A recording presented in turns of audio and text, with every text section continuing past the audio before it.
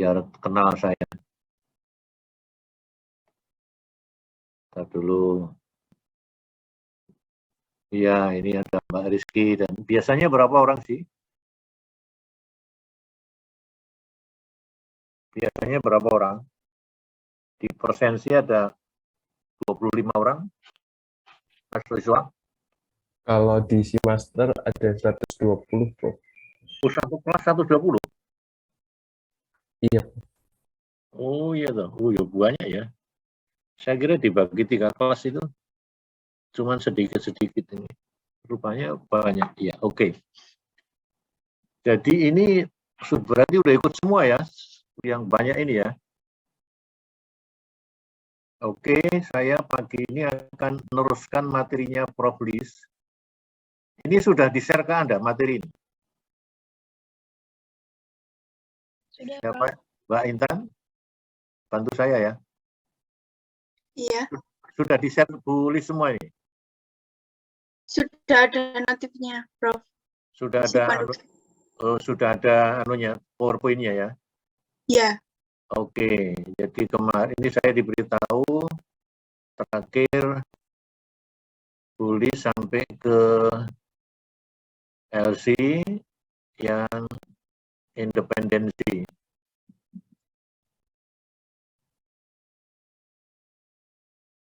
Oh, belum LC ya?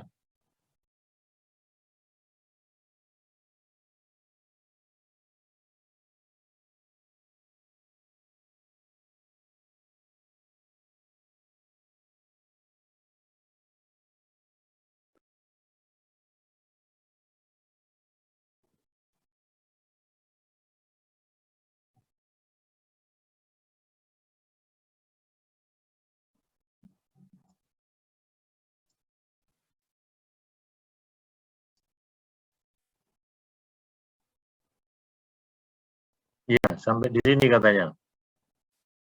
Beliau ya, independensi prinsipal. Oke, sekarang sebelum ke situ, materi dari saya sama Prof. Lis ini tentang LC ya, Letter of Credit. LC ini cara pembayaran atau alat bayar? Mas Bintang, Jihad Mahardika. Iya, Prof. Menurut saya LC ini cara pembayaran, Prof. Cara pembayaran, bagus ya. Tolong perhatikan, saya sering menanyakan seperti ini dalam ujian. Anda keliru menjawab bahwa LC Anda pikir sebagai alat bayar. Memang di dalam LC ada alat bayar. Itu LC itu rata-rata praktek yang terjadi sekarang ini, sekalipun ada LC dalam negeri, rata-rata ini digunakan untuk transaksi-transaksi dagang internasional.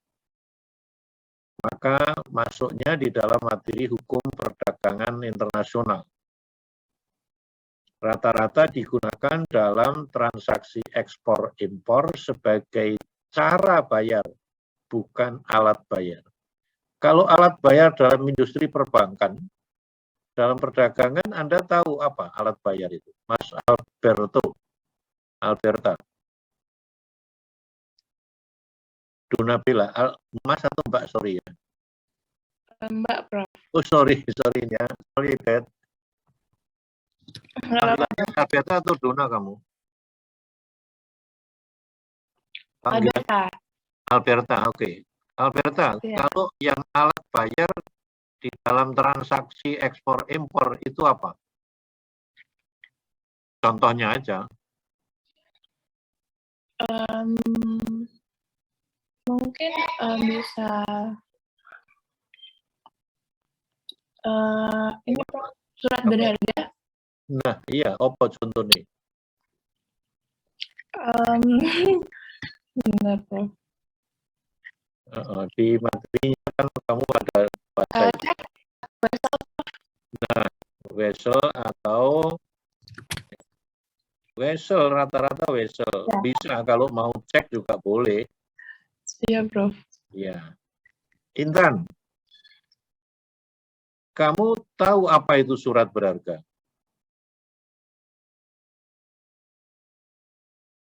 Halo Intan?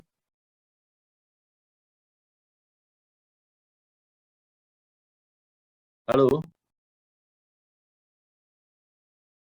Nah, kelihatan tahu sembunyi ini berarti.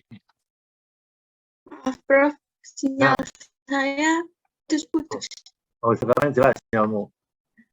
Oh, Kamu iya. tahu apa itu surat berharga?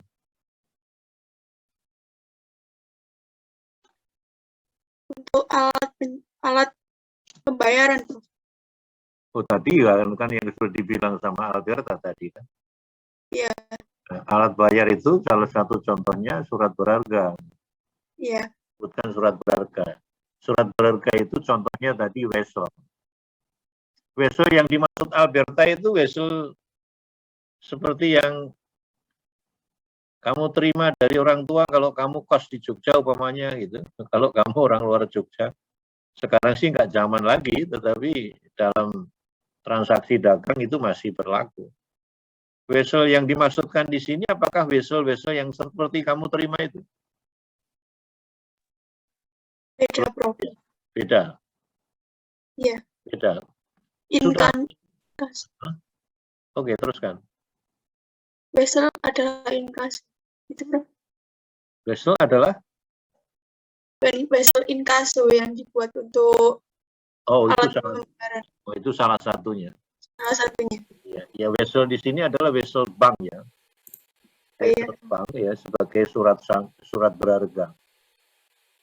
Ya. Oke. Sudah dapat materi surat berharga belum ya? Dari saya atau dari siapa? Sekarang Puspa. Puspa dengar suara saya? Dengar, Prof. Oke. Ciri utama surat berharga itu apa, Puspa?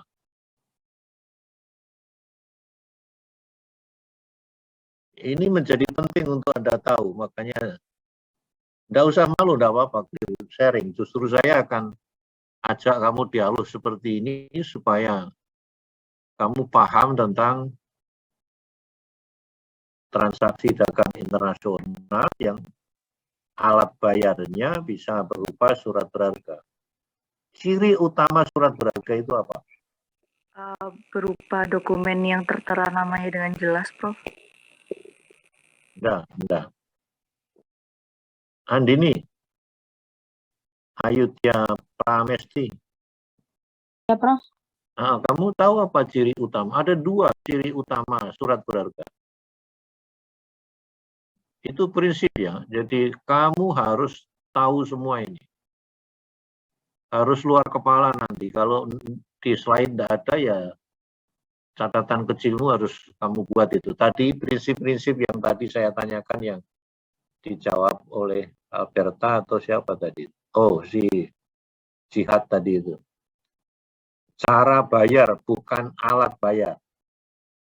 LC adalah cara membayar transaksi ekspor-impor. Transaksi dagang internasional. Alat bayarnya itu bisa berupa surat berharga. Bisa dengan menerbitkan wesel bank. Bisa menegosiasi, yang disebutkan di situ. Jadi kalau bank pembayar menegosiasi artinya dia membeli wesel itu dulu. Nanti baru dapat keuntungan dari pihak aplikan, importer.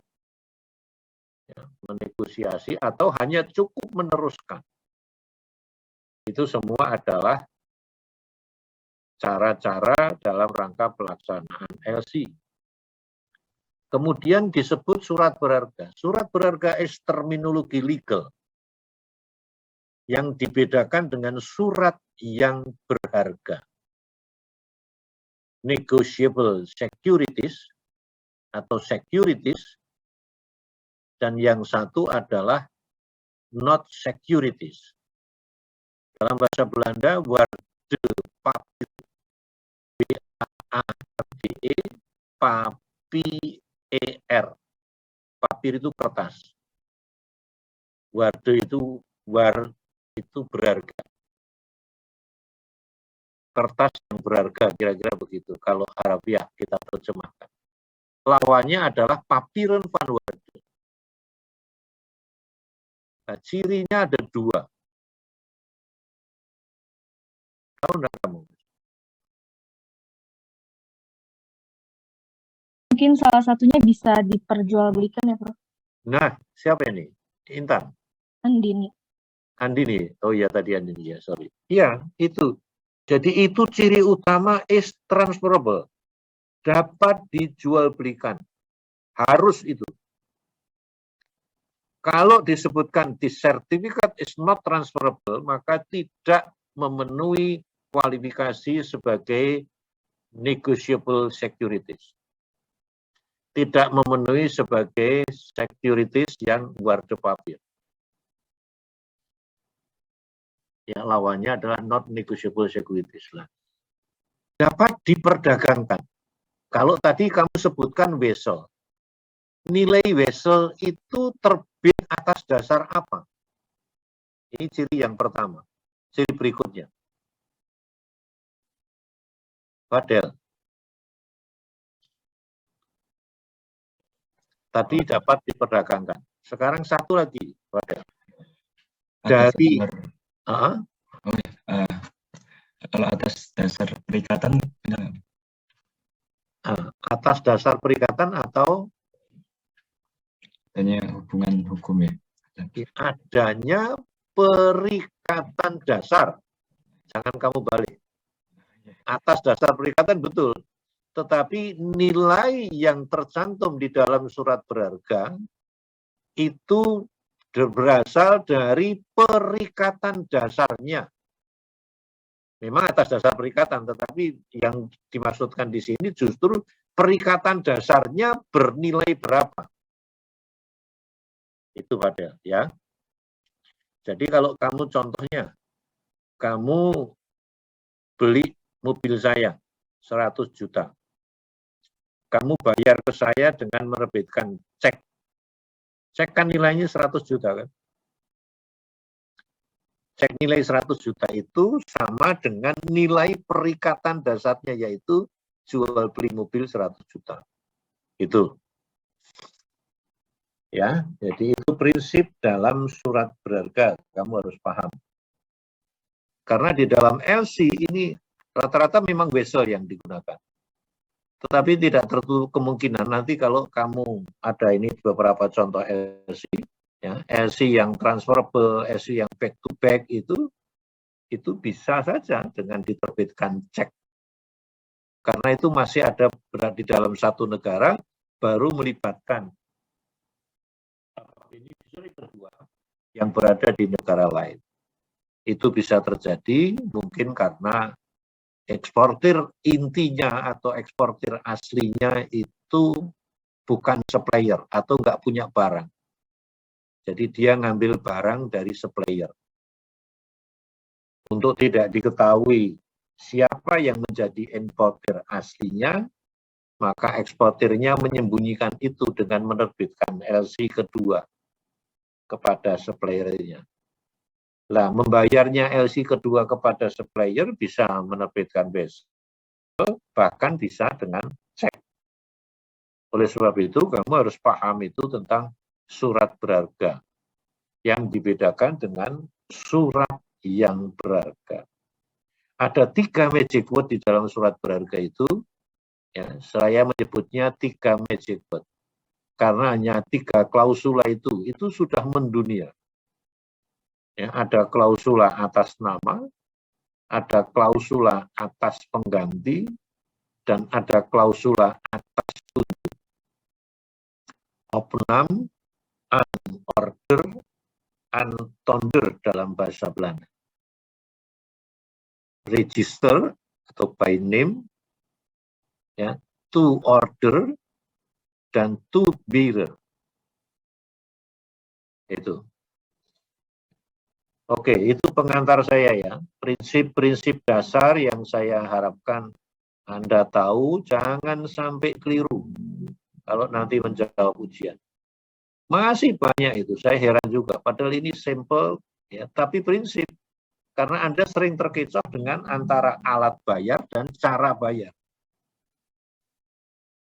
Ya, oke, saya akan lanjutkan dari materinya Prof. Lis, Independent Principle, ya, mengulang sedikit barangkali di sini adalah yang dimaksudkan dengan Independent Principle itu hubungan hukum antara masing-masing yang terlibat di dalam transaksi dagang internasional dengan cara pembayaran dengan pembukaan kredit berdokumen atau yang dikenal dengan letter of credit, itu masing-masing adalah terpisah.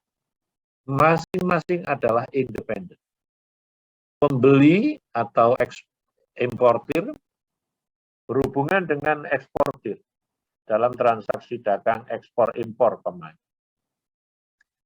Kemudian pembeli minta tolong kepada bank pertama di sini disebutkan.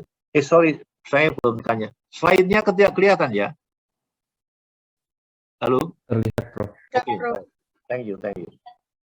Saya pikir tadi saya belum cek. Ini jadi dari slide ini mari kita lihat. Ya, jadi importir di sini ya berhubungan dengan bank pertama itu adalah issuing bank. Rata-rata biasanya importir ini adalah nasabahnya dari bank pertama ini. Ya, kalau dulu fasilitas LC yang lama, yang di era sebelum reformasi ini, yang kemudian ada bank kebobol sampai sekian triliun, wah itu di era lama nanti saya kalau sempat waktu saya contohkan itu. Orangnya lari, mastermind-nya itu, aktor intelektualnya itu lari dengan nyobok sipir bank. Sorry kok sipir bank, sipir penjara, lapas Cipinang. Hujan-hujan deras itu dicokok surat 100.000 waktu itu, bukan 100 juta. Wong tahun 90-an kok.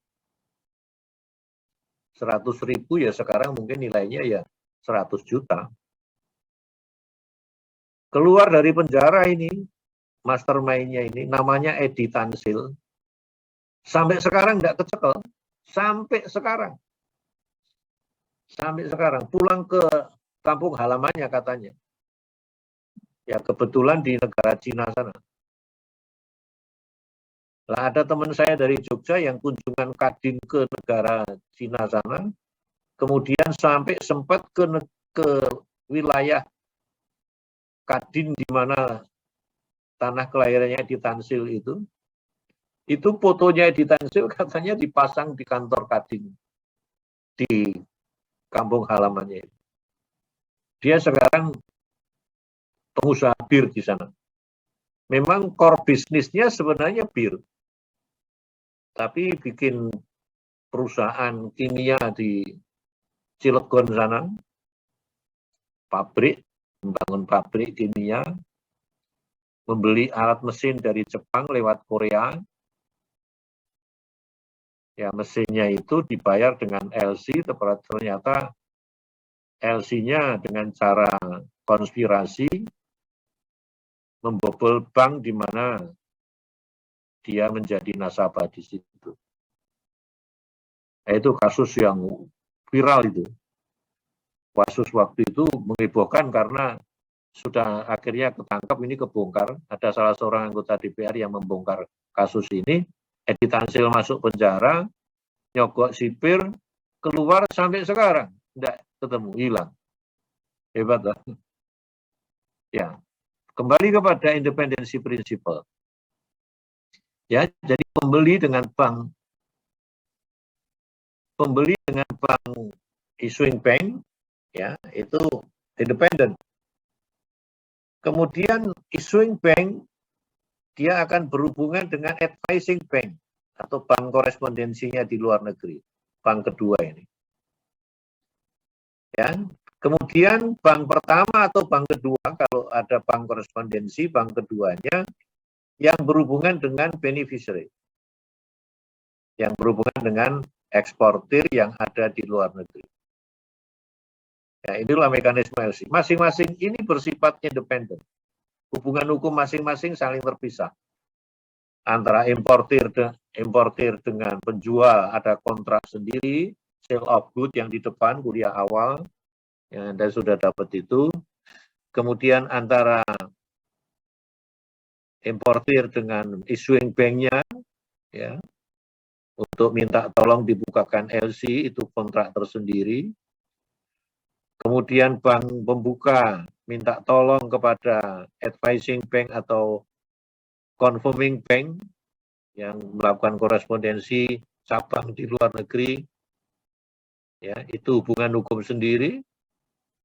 Kemudian antara advising bank atau confirming bank dengan eksportir merupakan hubungan hukum tersendiri. Prinsip berikutnya yang perlu Anda perhatikan adalah masing-masing ini di dalam konteks LC, bank hanya berhubungan dengan dokumen. Ya, bank hanya memeriksa dokumen-dokumen yang diserahkan oleh eksportir.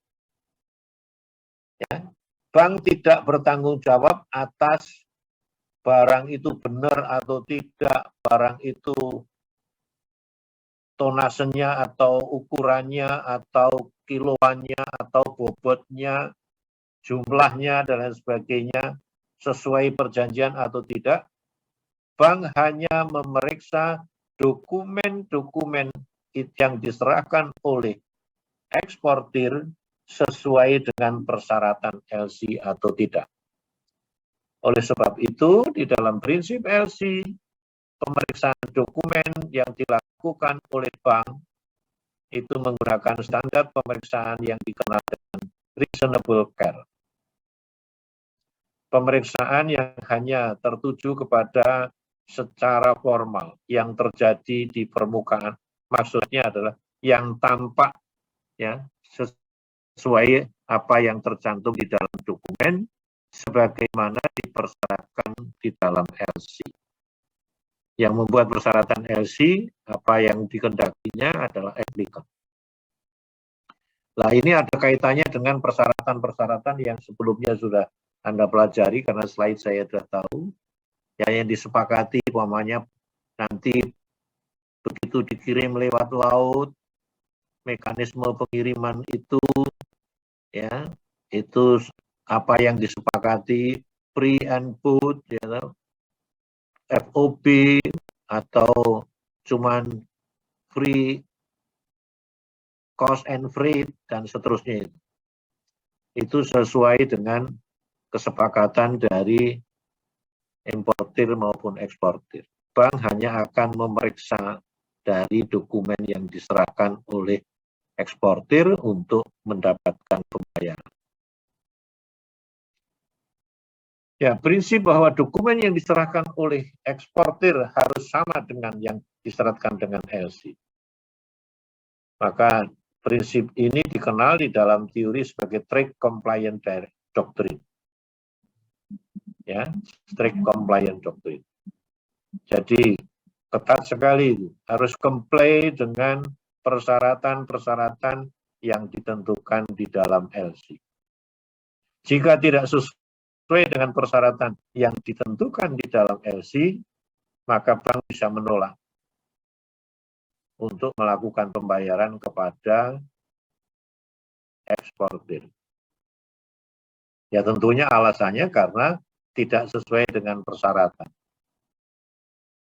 Sebagaimana ditentukan di dalam LC, di dalam advis kredit yang diberikan oleh bank dalam kaitannya dengan penerbitan LC. Termasuk di dalamnya jika, ya, diserahkan tidak tepat waktu. Karena LC punya jangka waktu. Kalau tidak diserahkan dengan tepat waktu, maka, ya, perbedaan waktu bisa menimbulkan dispute antara eksportir dan importir. Keterlambatan waktu bisa menimbulkan dispute antara eksportir dan importir. Nah, bank tidak mau dilibatkan hal-hal seperti ini. Oleh sebab itu, kalau tidak sesuai dengan apa yang dipersyaratkan di dalam LC, maka bank berhak menolak. Maka tadi adalah reasonable care, dan prinsip 2 adalah strict compliance doctrine. Ya, jadi standar pemeriksaannya adalah strict compliance doctrine ya, dengan reasonable care dan appear on their face. Ya, itu prinsip di dalam pemeriksaan dokumen-dokumen LC yang dilakukan oleh bank. Ya, menurut ketentuan artikel 4 dari Uniform Custom and Practice for Documentary Credit, UCP yang terbaru adalah UCP 600. Ini yang saya katakan, dasar-dasar bahwa bank hanya bertanggung jawab atas semua dokumen yang tampak di muka. Semua dokumen-dokumen yang kelihatan sesuai dengan persyaratan LC. Ya. Jadi bank tidak berhubungan dengan persoalan di luar dokumen itu. Bank tidak berhubungan dengan persoalan barang yang disepakati antara eksportir dan importir. Ya, bank tidak bertanggung jawab yang berkaitan dengan akurasi, ya keaslian, sufficient dan lain sebagainya. Bank hanya berhubungan dengan dokumen sesuai dengan persyaratan LC. Jika ditanyakan dasarnya dari mana, kalau mengacu kepada UCP, ya Anda bisa melihat artikel 4 dan artikel 15 dari UCP. Ya, Yosep Satria. UCP ini undang-undang atau apa?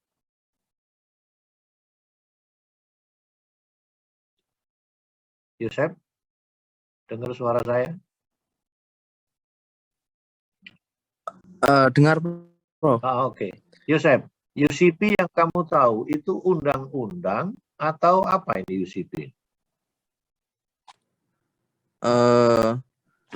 Sependek pemahaman saya, UCP adalah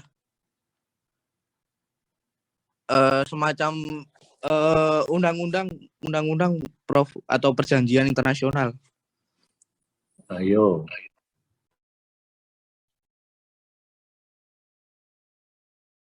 Mosa. Oke, kita terima dulu itu pendapatmu, Yosep. Kita cari yang lain, siapa tahu ada beda pendapat. Mosa, ini ada nama Mosa. Musa atau Mosa? Halo, Prof. Moza. Mosa. Menurut kamu apa Mosa, UCP itu? Kalau menurut saya perjanjian internasional, Prof. Perjanjian internasional. Iya. Usmatun Kasana.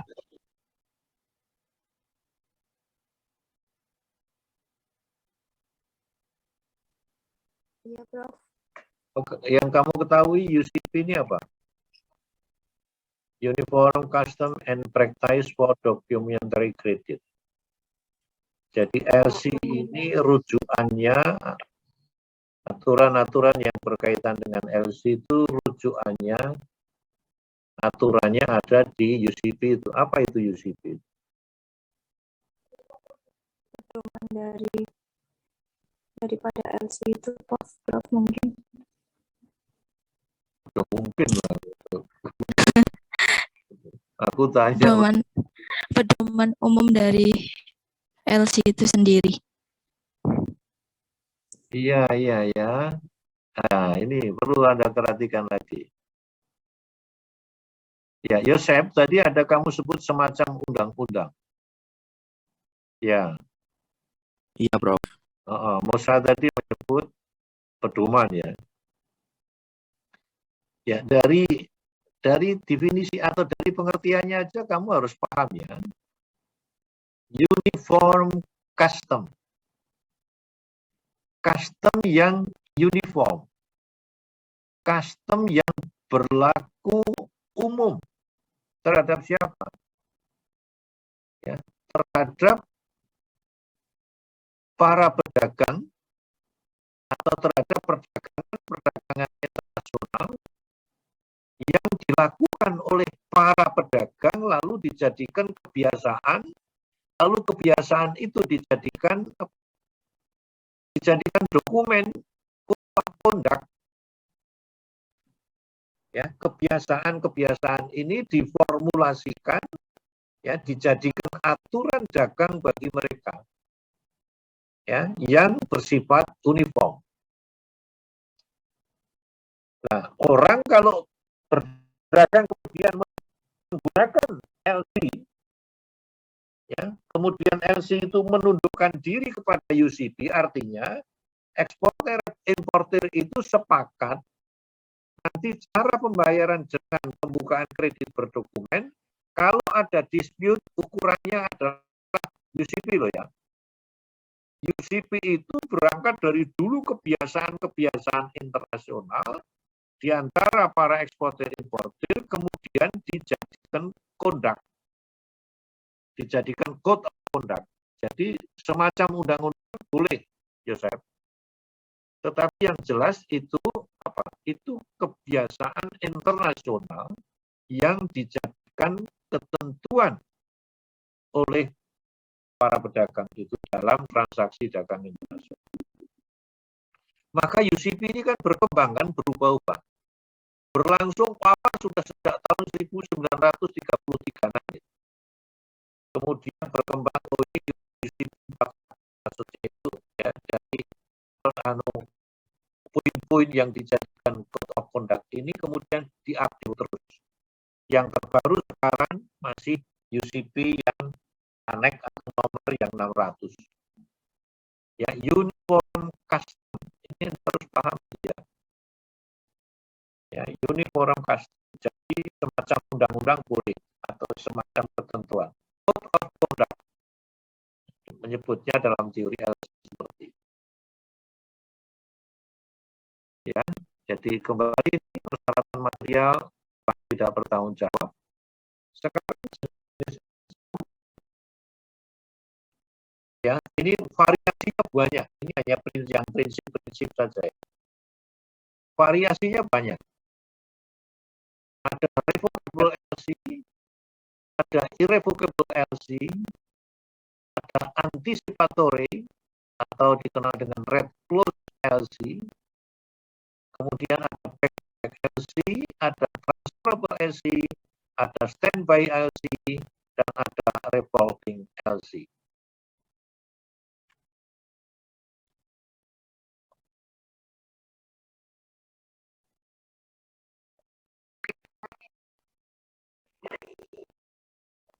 Saya menunjukkan berbeda ya, sorry.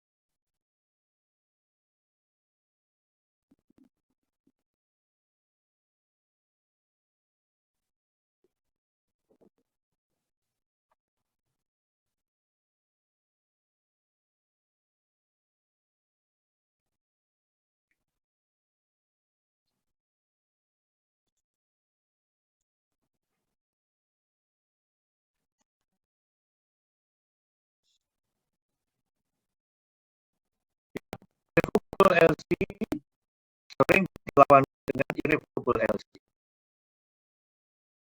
Revocable LC ini prinsipnya bisa dibatalkan oleh applicant, oleh aplikan yang irrevocable tidak bisa dibatalkan. Jadi tadi yang disebut dari prinsip yang revocable, kemudian berkembang, diupdate jadi 500, kemudian dimunculkan yang irrevocable. Revocable merupakan pengecualian pengecualian, tetap kalau para pihak sepakat dengan revocable, silakan. Kemudian yang UCP 600 hanya mencakup yang irrevocable. Ya. Yang revocable itu yang seperti apa? LC yang revocable adalah LC yang dapat ditarik kembali. Ya. Tidak mengikuti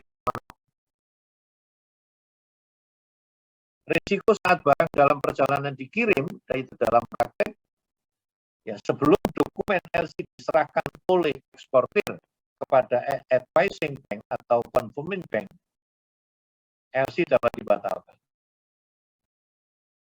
Nah, yang revocable seperti ini, itu bagi importir atau pembeli, yaitu fleksibel. Kalau disepakati seperti itu, ya importir enak sekali itu, bisa fleksibel, bisa di tengah jalan dia tarik itu. Jadi, bagaimanapun dia harus bayar sih. Ya. Bagi eksportir, karena ini adalah luar negeri, ya di negara berbeda, kemudian barang sudah terlanjur dikirim, sudah dalam perjalanan, namanya lewat kapal, ternyata dokumen sudah lengkap, mau diuangkan untuk mendapatkan pembayaran dari advising bank atau confirming bank di luar negeri, ternyata LC tersebut dibatalkan. Ya bagi penjual atau eksportir ini risikonya besar. Oleh sebab itu, UCP 600 sekarang sepertinya latar belakang itu adanya kepastian hukum, maka yang diizinkan atau diikuti dalam praktek bisnis internasional adalah yang irrevocable LC.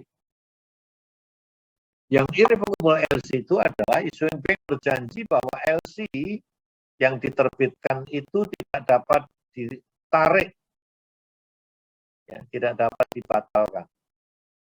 Bank berjanji, issuing bank berjanji bahwa LC ya itu akan diaksep selama dokumen LC-nya lengkap. Ya, vesselnya akan diaksep oleh issuing bank selama dokumennya lengkap, dokumen LC. Namun demikian, dalam praktek irrevocable LC ini pun sebenarnya dapat dirubah atau dibatalkan asal dengan persetujuan para pihak.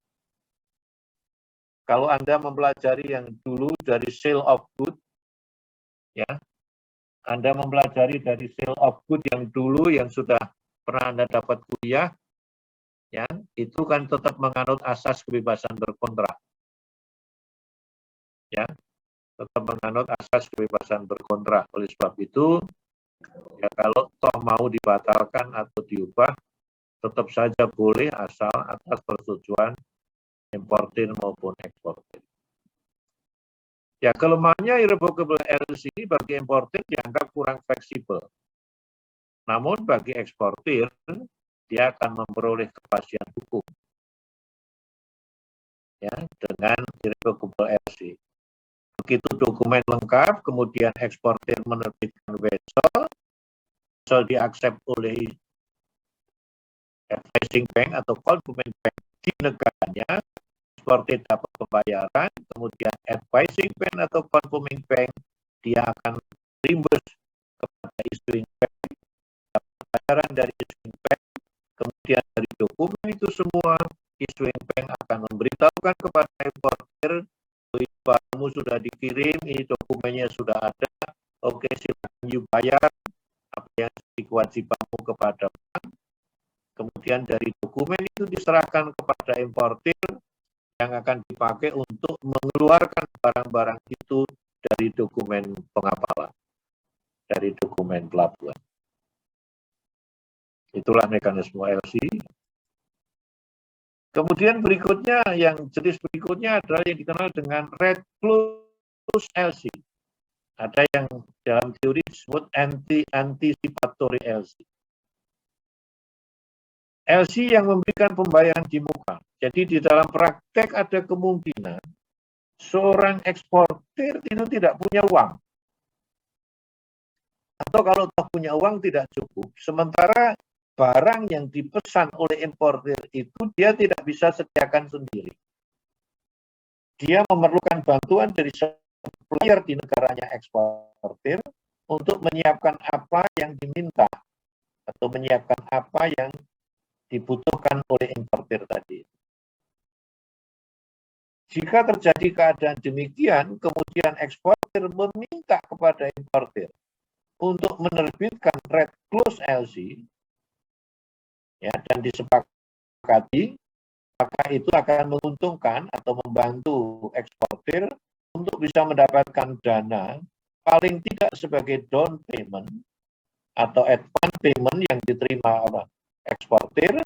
Oleh eksportir akan digunakan sebagai down payment pembayaran kepada supplier untuk memenuhi pesanan atau kebutuhan yang diminta oleh eksportir. Ya, beneficiary di sini cukup memberikan kwitansi dan pernyataan untuk memenuhi janji. Ya, eksportir maksudnya di sini sudah dengan diberikan advance payment, dia menjamin bahwa barang akan dikirim sesuai dengan pesanan.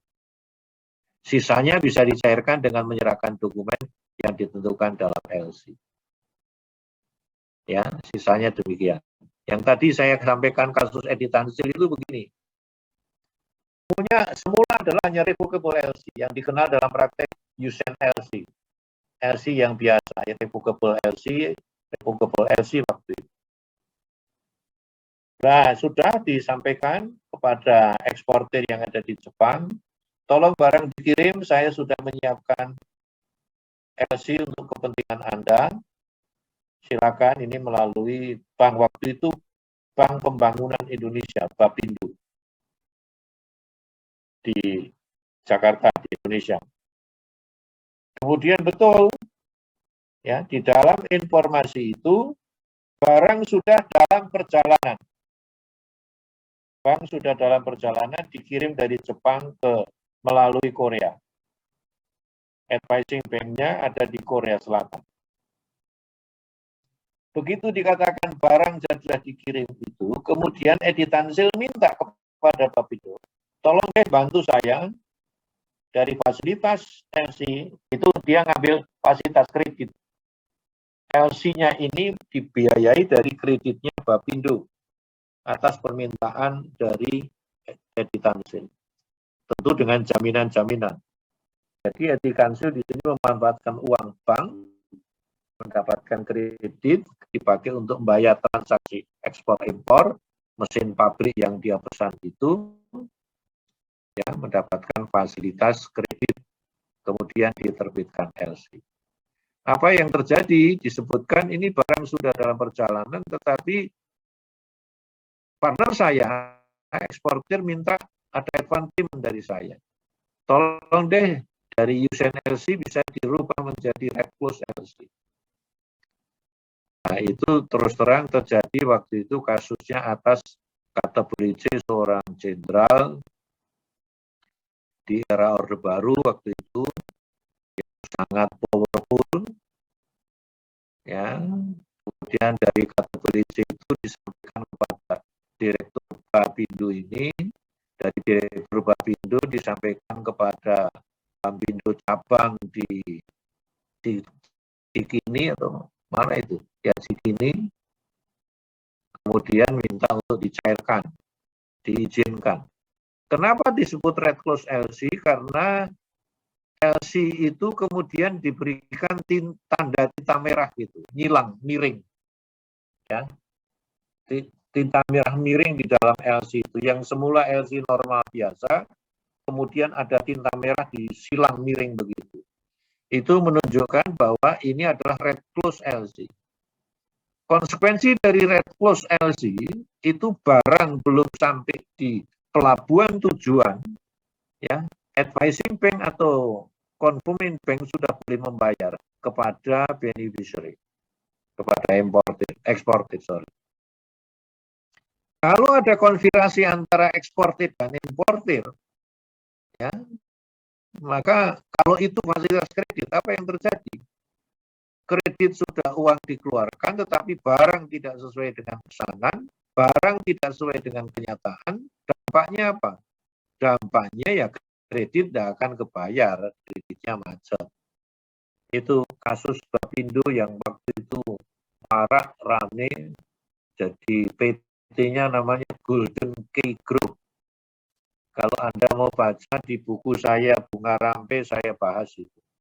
Bunga Rampe Hukum Bisnis Aktual, dua contoh besar di kasus LC yang melibatkan ada transaksi perbankannya, melibatkan ada korupsinya, ya, melibatkan ada wesel palsunya.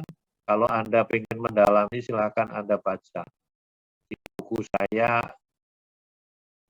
Bunga Rampe Hukum Bisnis Aktual, atau di disertasinya Dr. Surahwinarni. Dr. Surahwinarni ini juga ajar di S2 kita, doktornya bimbingan saya, dia S1-nya juga kakak kelas Anda, alumni, pinter ini, Mbak Surah ini. Dia praktisi Bank Mandiri, sekarang kayaknya udah pensiun, senior juga, terus mengajar, jadi asisten saya di S2 ngajar perbankan, juga di UII. Disertasinya membahas ini, membahas kasus Edi Tansil itu sampai detail. Kalau Anda ingin tahu, saya sarankan Anda baca di perpustakaan disertasi beliau. Golden Gate Group itu yang tadi saya sebutkan, yang milik Edi Tansil. Nanti Anda akan terkaget-kaget di era masa lalu, maka disebut rezimnya Pak Harto sangat powerful. Di anggaran dasar PT Golden Gate Group punyanya Edi Tansil itu, ya, itu ada nama salah seorang putra Pak Harto, disebutkan sebagai salah satu pemegang saham di PT tersebut. Namun apa yang terjadi setelah mendapatkan fasilitas kredit itu, putra mahkota ini kemudian, ya, putra presiden ini kemudian hilang namanya, mengundurkan diri atau dijual. Jadi sepertinya diduga bahwa nama ini hanya dicantumkan atau diberikan saham kosong, ya, untuk tujuan dalam tanda petik mempengaruhi Direktur Bapindo supaya fasilitas kredit ini bisa dicairkan. Kemudian ada kata politik juga dari seorang jenderal.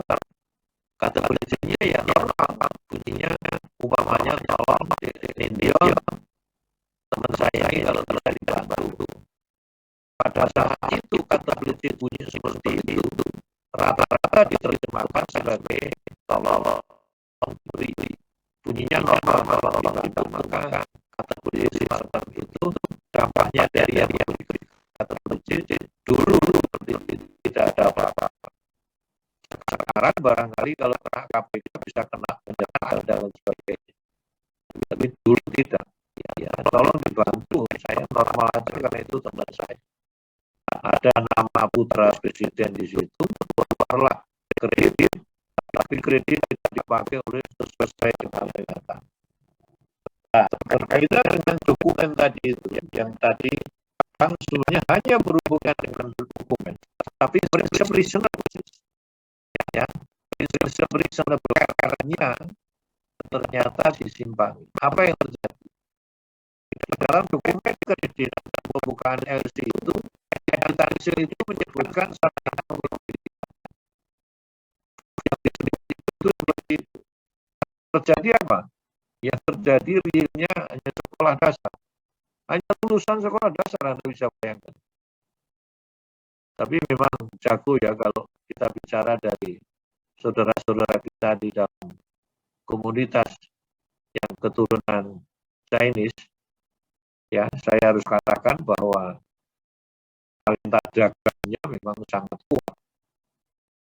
Tidak peduli dengan pendidikan apapun, tetapi dia punya talenta dagang yang bagus, yang bisa berhasil dia membangun bisnisnya.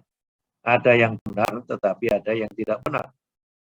Dari Edi Tansil ini ada keluarganya, adiknya, yang juga bergerak dalam bidang bank, yang juga membobol BLBI, sampai meninggal di Australia, melarikan diri berdiri sebagai buron dari korupsi yang namanya Indra Raharja. Kalau Anda pernah tahu dulu ada namanya Bank BHS, Bank Harapan Sentosa, itu direktur utamanya atau pemegang saham mayoritasnya adalah Indra Raharja, di mana Indra Raharja ini adalah adiknya Edi Tansil, adik kandung. Kalau Anda mau baca cerita-cerita ini, ada bedah kasus tentang BLBI yang dilakukan oleh lawyernya, kebetulan juga kena masalah sekarang jadi pasien di Sukamiskin. Lawyer cukup senior sebenarnya, cukup bonafit waktu itu, cukup kredibel, cukup pinter, karena akhirnya bertitel juga berjabatan profesor doktor, yaitu O.C. Kaligis kalau Anda tahu. Dia nulis buku banyak tentang bedah-bedah kasus bank, baik Bank Bali, BLBI. Dia adalah lawyernya dari Indra Raharja. Bagaimana dia lari di Singapura, di Australia sampai meninggal di sana. Ya, ini kasus-kasus yang berkaitan dengan LC. Contoh konkret kasus Red Plus LC. Dari Yusen LC berubah menjadi Red Plus LC, tetapi ternyata itu dipakai untuk bebel kredit perbankan. Ya.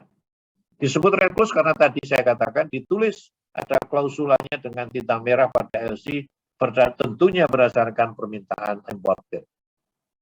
Digunakan sebagai dana bagi eksportir sebelum pengapalan, sebagai fasilitas pre-financing. Ya, sebagai fasilitas pre-financing. Ya, kemudian ini yang agak lebih complicated yaitu back-to-back LC. Ya, back-to-back LC ini lebih kompleks dibandingkan dengan LC-LC yang lain. Back-to-back LC ini pada dasarnya adalah jenis LC yang merupakan dua LC yang satu dengan yang satunya identik. Satu dengan satunya identik. Ini ditujukan tadi, contoh yang saya katakan sebelumnya, eksportir mungkin tidak punya barang sendiri, dia disuplai oleh supplier, tetapi dia tidak kepingin, dia tidak ingin importirnya diketahui oleh supplier, dia tidak kepingin harga dari importir berapa yang sudah deal, ya tentunya ini soal dagang dan butuh keuntungan, ya maka diterbitkanlah dua LC. Biasanya adalah oleh bank advising atau confirming bank, di mana beneficiary atau eksportir ini ya punya bank sebagai nasabah yang sama dalam satu bank. Ya, yang beda antara dua LC ini adalah soal harga. Tadi saya katakan kan, harga antara deal importir dengan eksportir awal, ya, tanggal pengapalan yang disepakati, serta tanggal berlakunya LC tentu berbeda.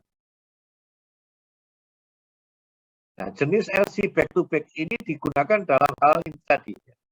Saya katakan, eksportir bukan supplier barang yang diekspor. Jadi dia butuh jasa supplier. Tetapi dia juga kepingin supaya supplier tidak tahu berapa deal dia dengan importir. Yang penting kan kamu, barangmu saya beli. Eksportir tidak mempunyai dana untuk membayar supplier. Maka kalau dia dapat advance payment dari importir atau dapat pinjaman dari banknya, dia akan terbitkan LC sendiri. Nah, yang ketiga tadi, eksportir tidak ingin supplier mengetahui nama importir asli dan harga barang yang sesungguhnya. Nah, dengan demikian kemudian dibuatlah LC yang terpisah. Ya, LC yang terpisah tanpa ada indikasi kepada importir asli bahwa dua LC tersebut itu berkaitan. Jadi ini betul-betul tidak diketahui oleh importir. Ya, tidak diketahui oleh importir. Itu adalah ya, kreasi atau katakanlah cara dari eksportir untuk mendapatkan keuntungan karena dia tidak punya barang sendiri, dia dibantu oleh supplier, tetapi dia tidak ingin supplier tahu deal harga yang disepakati antara importir dengan pihak eksportir dengan pihak importir yang ada di luar. Oleh sebab itu di dalam back-to-back LC pertama sering disebut sebagai master LC atau LC induk yang dibuka oleh importir di luar negeri kepada eksportir. Tentu tadi saya katakan lewat advisory bank atau conforming bank melalui bank di negaranya eksportir. Ya, itu LC pertama ada di sana, sudah keluar. Ya, kemudian bank eksportir dalam bertindak sebagai advising bank atau conforming bank tadi, ya berdasarkan LC pertama ini kemudian eksportir meminta kepada bank eksportir untuk membuka LC untuk kepentingan supplier. Jadi dia kemudian menerbitkan LC sendiri kepada banknya, minta tolong untuk diterbitkan LC untuk kepentingan supplier.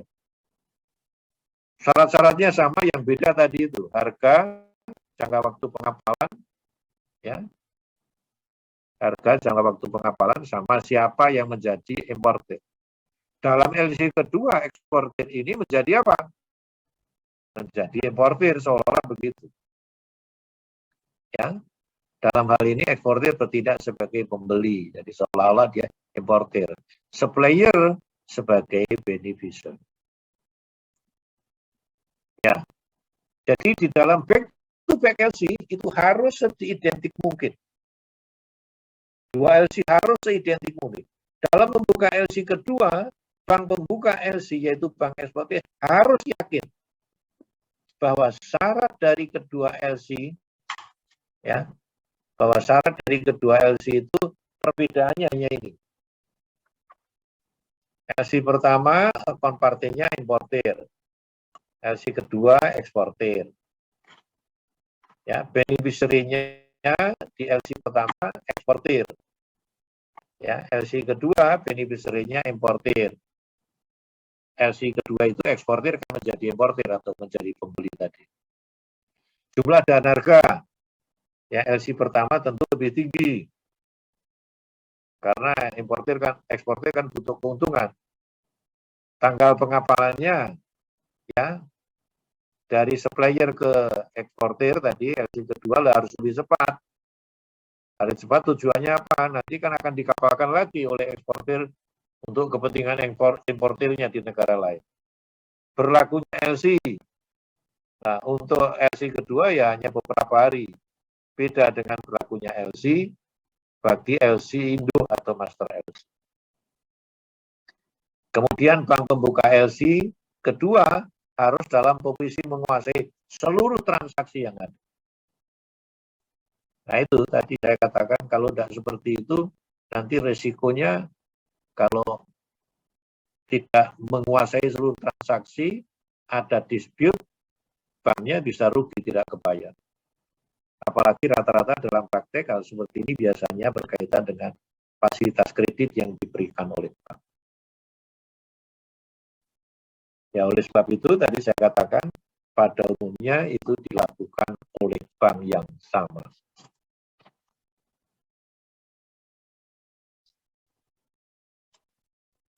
Ya, kemudian yang berikutnya adalah transferable LC. Disebut transferable, esensinya adalah pasti dapat diperalihkan, atau pasti dapat diperdagangkan. Ya, karena dapat diperalihkan atau diperdagangkan, ya, prinsipnya hanya bisa diperalihkan satu kali. Kalau mau kepada beberapa beneficiary yang lain atau eksportir yang berikutnya harus diperjanjikan. Tapi rata-rata di dalam praktek itu hanya bisa ditransfer satu kali. Tentu atas instruksi dari aplikan. Ya, instruksi dari aplikan.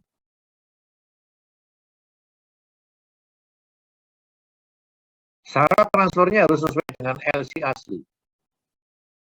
Prinsipnya harus sesuai dengan LC asli, dengan pengecualian tentu nama dan alamat beneficiary pertama dapat menggantikan nama aplikan. Ya, karena akan ada beneficiary kedua kan, dia seolah-olah beneficiary pertama akan menjadi aplikan.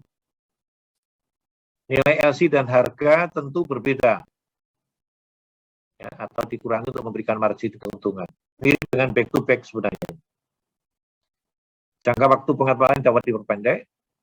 Ya, beneficiary kedua tidak punya hak untuk mengalihkan bagian LC yang diteruskan kepadanya kecuali atas persetujuan dari applicant. Kemudian setelah menerima bagian LC yang dialihkan, beneficiary kedua dapat menyerahkan dokumen-dokumen pengapalan dengan syarat-syarat LC kepada advising bank.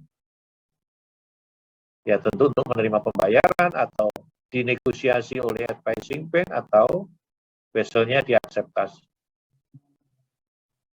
Atau langsung advising bank dapat bayar atau menegosiasi atau mengaccept. Kemudian setelah itu baru diberitahukan kepada beneficiary pertama, ini sudah beres semuanya, beneficiary pertama kemudian membayar, selesai transaksi. Ya. Kemudian yang terakhir standby LC itu pada dasarnya adalah LC yang dibuka oleh applicant untuk sebagai cadangan. Suatu saat sewaktu-waktu kalau mau diperlukan atas kesepakatan dari applicant dengan bank yang bersangkutan. Biasanya dia adalah seorang nasabah baik di bank tertentu, kemudian dia memberitahukan LC yang akan digunakan setiap dibutuhkan, maka disebut standby LC. Itu belum jelas siapa yang menjadi beneficiary, ya, atau siapa yang menjadi eksportirnya belum jelas. Kemudian yang terakhir adalah revolving LC, pada dasarnya LC yang bisa dibuka kembali. LC itu ada jangka waktunya, umpamanya jangka waktunya 6 bulan.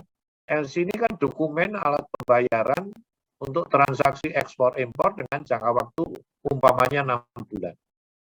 Nah, disepakati oleh applicant, importer dengan issuing bank, bahwa setelah 6 bulan saya tidak perlu dengan persyaratan baru, ya automatically kalau saya ada transaksi berikutnya, maka LC ini hidup kembali. Rollover, maka disebut revolving. Bisa langsung begitu, sesuai dengan kesepakatan. Ya, itulah materi yang saya berikan pada hari ini, sesuai dengan arahan dari Proflis. Setelah Proflis sampai ke independen, maka pembicaraan tentang LC sampai di sini selesai. Ada pertanyaan? Silakan.